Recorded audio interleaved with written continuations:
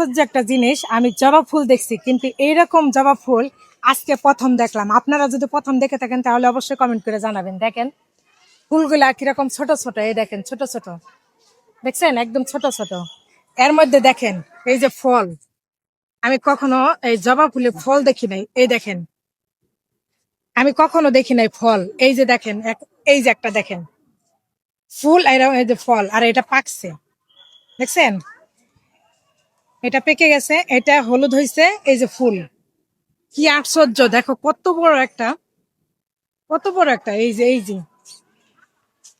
দেখছো, এই যে কেবল এটা সাদা হয়ে গেছে, এটা সাদা মানে পাকলে পরে লাল হয়, আর একটু লাল হলুদ হইলে সেটা পাকা পাকা ধরে। এই যে কেবল পাকতিছে, আর এরকম গাঢ়, এই যে এরকম গাঢ় হয়ে গেলে এই যে পুরা পেকে গেছে। এই যে দেখছেন কি অবস্থা, কোনো স্মেল নাই।